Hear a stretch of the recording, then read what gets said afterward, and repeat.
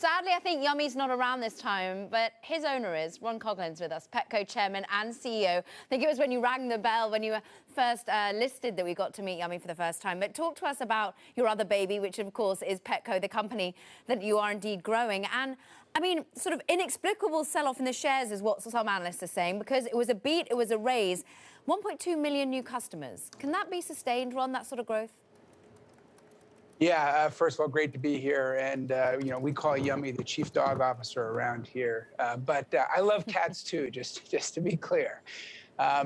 So we're really pleased about 1.2 million. The good news is that wasn't a shot in the dark. We had nearly 1 million the prior quarter and nearly 1 million in Q3. So we've been on a run of adding new customers. And I think it's a testament to our value proposition, but also a testament to our marketing engine that we've really gotten into a flywheel effect.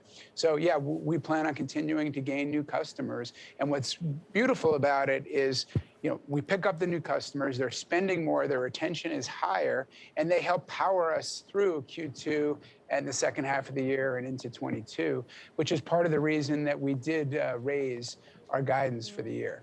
Are you seeing any changes in consumer behavior now that most states, or at least a good portion of the country now, appears to be coming out of some of the COVID-related restrictions?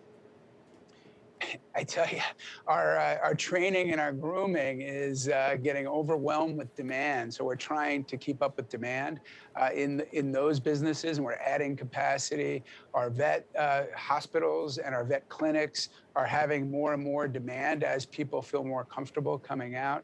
So yeah, more and more demand. And this is part of the reason why I call us a unicorn. We had the gain from the COVID originally because of the addition of pets. But now that they have these pets, as the reopening happens, they're taking on new services. So in my view, we're winning on both sides of this. But will pet ownership ever be as high as it is now? The theory was 2020 was an outlier, and we saw 11 million new pets in 2020, and it keeps getting revised up. But now, and we said, yeah, the first half of 21 will look like 20. The reality is now they're calling for, similar growth in 2021, and for the pet category to grow 9% in 2021. And they've taken the 3-year outlook up to more than 7%. So, the pet category continues to grow. The other dynamic is looking back. The majority of pets were adopted by millennials and Gen Zers, and millennials and Gen Zers actually spend more on their pets. So you have a new pet dynamic and you have a spend per pet dynamic that creates a very favorable category tailwind.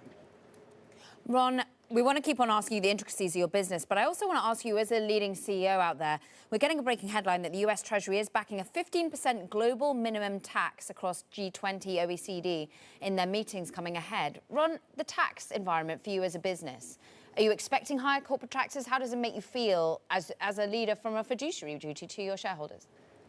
Yeah, clearly, we would, some of the initial proposals from a tax standpoint weren't something that we felt comfortable with. We're supportive of the infrastructure plan, and we would anticipate some increases in tax, but not to the extent that were originally proposed.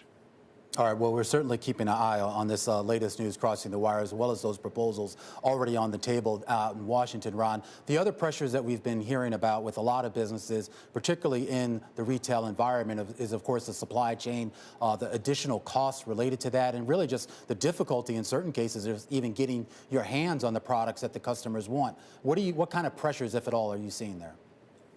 Yeah, so you have a double whammy of the supply chain that everyone's seeing, and then you have this explosion of pets. So the industry has been chasing demand all year because no one planned on 11 million new pets last year. That's the bad news. The good news is our vendors are all scaling their manufacturing capacity and are closing, and we're gradually improving in terms of vendor fill rates and providing for that.